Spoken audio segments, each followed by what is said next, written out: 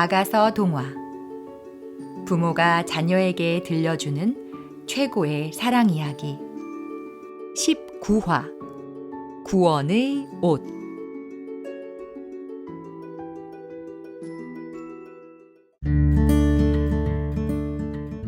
예루살렘의 아가씨들아, 내가 검어서 예쁘단다. 게달의 장막 같고 솔로몬의 휘장 같다는구나.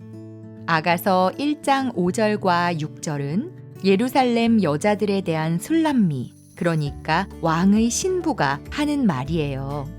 아가서에 등장하는 사람들 중 불쌍하기 짝이 없는 사람들이 바로 이 예루살렘 여자들이에요.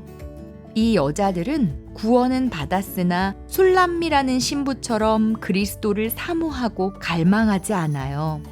이들은 구원받은 것이 전부이고 신랑인 그리스도와의 깊은 사랑의 교제는 경험하지 못했어요. 사실 구원이란 하나님의 자녀로서 축복된 삶의 출발점인데, 이들은 출발점을 신앙의 절정으로 잘못 생각하고 있는 거예요. 이들은 아직 신부의 위치에 이르지 못한 사람들이라고 할 수 있어요. 예루살렘 딸이란 말은 예수님의 신부로 살지 못하는 신자를 가리키기도 하고 율법주의나 인본주의를 의미하기도 해요. 율법주의는 나의 행동이 하나님과의 관계에 영향을 미친다라고 생각해 열심히 율법이나 계명을 지키려는 태도를 말하고, 인본주의는 예수님의 신성을 거부하고 성경의 기적을 무시하거나 복음을 인간 수준으로 끌어내리려는 태도를 말해요. 복음은 내 안에 붙어 있어라. 그러면 행복하고 풍성한 삶을 살게 될 것이다. 인데, 예수님 믿는다고 말만 하면 뭐해? 내 행동으로 뭔가를 보여줘야지. 라거나, 하나님은 엄격하셔서 우리가 잘못하면 벌을 주시는 분이야. 성경은 오래전에 쓰여져 고칠 때가 많아. 라고 생각하는 사람들을 예루살렘 여자라고 부르면 돼요. 술람미는 완전 은혜로 구원받고 은혜로 신부 생활하는 사람인데, 예루살렘 딸들은 은혜가 뭔지도 모르고 뒤에서 노래나 부르고 있지 뭐예요. 은혜가 뭘까요? 값없이 주신 하나님의 완전한 선물이에요. 구원도 은혜, 믿음도 은혜, 신부 자격도 은혜이지요. 은혜는 찬양과 기도로 표현돼요. 은혜 받은 사람은 예배 드리는 것과 교육받는 것을 즐겁게 여기거든요. 그뿐인가요? 은혜 받은 사람은 감사할 줄 알아요. 그래서 물질로 감사를 표현하는 게 헌금이에요. 예배 때마다 드리는 헌금은 돈이 아니에요. 감사한 마음이에요. 헌금을 아까워한다는 건 감사한 마음이 없다는 거지요. 액수와 상관없이 감사를 표할 수 있으면 은혜가 뭔지 아는 거예요. 예루살렘 여자들아, 내가 비록 검으나 라는 말은 술람미 신부가 하는 이야기예요. 예루살렘 여자들아, 너희들은 굉장히 깨끗하고 바리새인들처럼 멋져서 사람들이 본받을 만하지만 나는 이렇게 검고 못생긴 게 꼭 게달의 장막 같다 라는 말이에요.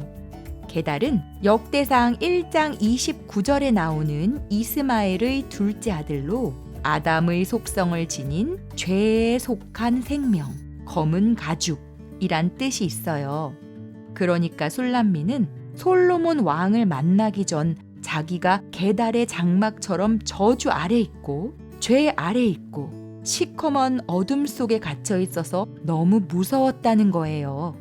예수님을 만나기 전 모든 사람은 이렇게 저주 아래 있게 돼요. 죄의 삭은 사망이라고 했기 때문에 비참하게 죽어야 해요. 어두운 지옥으로 끌려가야 해요. 그런데 예수님을 구세주로 믿고 나자 모든 게 바뀌어 버렸어요. 너무 달라서 믿어지지 않을 정도예요. 들판에서 고생만 하여 거지 같던 여인이 너덜거리는 의복을 벗어버리고 아름다운 왕비 옷을 입고 경호원의 호위와 시녀들의 도움을 받으며 왕의 침궁에 들어가는 모습을 상상해 보세요. 생각만으로도 너무 행복하지 않나요? 술람미는 그것을 게달의 장막과 솔로몬의 휘장으로 비교하고 있어요. 솔로몬의 휘장은 성전 안에 성소와 지성소를 맡고 있는 화려한 휘장을 뜻하지요. 하나님의 임재와 거룩을 나타내는 중요한 상징이에요. 아무 데서나 보는 헝겊 같은 게 아니에요. 이 신부는 처음에는 게달의 장막같이 검고 너덜너덜한 자신의 모습을 보았어요. 그러나 이젠 아름다우니라는 말로 예수님의 보혈을 통해 의로운 자로 거듭난 자신을 보고 있어요. 이제야말로 자신이 누구인지 제대로 알게 된 거죠. 여러분도 술람미처럼 이렇게 말할 수 있어요. 예수님이 누구인지 모르는 친구들아, 나는 예전에 실력도 없고 인정도 못 받아 초라한 존재였어. 그러나 이젠 왕의 자녀가 되고 왕의 신부가 되었어. 내가 받을 유산이 얼마나 큰지 너희들은 모를 거야. 나를 따라오면 알려줄게. 이 세상에 보이는 게 전부가 아니야. 우리가 이 세상에서 잘 먹고 잘 살려고 태어난 존재가 아니야. 제발 신부의 영성이 무엇인지 들어보기라도 하렴. 내가 비록 검으나 라는 말은 또한 신부가 왕의 침궁에 들어서자마자 인식한 자신의 검은 모습이었어요. 주님 앞에 가까이 나온 그리스도인마다 자신이 본질적으로 검은 것을 시인하게 되는 것과 비슷해요. 시편 기자는 실로 나는 죄 중에 태어났고 어머니의 태 속에 있을 때부터 죄인이었습니다. 라고 고백했었죠. 신부는 이처럼 지난날 죄 짓는 자신을 보며 탄식했어요. 거듭난 본성과 달리 죄를 지을 수밖에 없는 육신을 자주 들여다보았어요. 그러다가 시커먼 죄를 가려주는 그리스도의 의를 발견하게 된 거예요.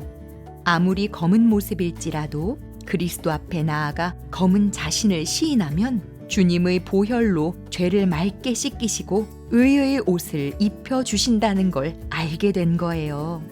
이사야 61장 10절에 이렇게 쓰여 있어요. 신랑에게 제사장의 관을 씌우듯이 신부를 폐물로 단장시키듯이 주님께서 나에게 구원의 옷을 입혀주시고 의의 겉옷으로 둘러주셨으니 내가 주님 안에서 크게 기뻐하며 내 영혼이 하나님 안에서 즐거워할 것이다. 이 구원의 옷은 신랑이 만드셨어요. 신랑이 자기가 만든 옷을 신부에게 입혀주시는 이야기가 복음이에요. 사랑하는 자녀에게 부모가 예쁜 옷을 사주면 자식이 기뻐하듯이 성도들은 신랑이신 예수님이 예쁘다 하는 그 옷을 입는데 그게 바로 세마포 옷이에요. 어린 양의 피를 상징하는 옷으로 의의 옷이라고 불러요. 그런데 우린 자꾸 우리 행위의 옷을 입으려고 해요. 예수님의 의가 아니라 자기의 의의 옷 말이에요. 복음서에서는 그걸 예복이라고 불러요. 마태복음 22장에 보면 예수님이 천국을 설명하시려고 잔치 이야기를 하는 장면이 나와요. 혼인 잔치 자리는 손님으로 가득 차게 되었다. 임금이 손님들을 만나러 들어갔다가 거기에 혼인 예복을 입지 않은 사람이 한 명 있는 것을 보고 그에게 묻기를 이 사람아, 그대는 혼인 예복을 입지 않았는데 어떻게 여기에 들어왔는가? 하니 그는 아무 말도 하지 못하였다. 그때 임금이 종들에게 분부하였다. 이 사람의 손발을 묶어서 바깥 어두운 데로 내던져라. 거기서 슬피 울며 이를 갈 것이다. 부름받은 사람은 많으나 뽑힌 사람은 적다. 여기 보면 혼인잔치에 예복을 입고 가지 않으면 밖에 쫓겨나 이를 갈 것이라 했죠. 이 말은 예수님이 입혀주는 그 옷을 입어야 혼인잔치에 들어갈 수 있다는 뜻이에요. 여러분은 모두 예수님이 입혀주신 혼인잔치 예복을 입었나요?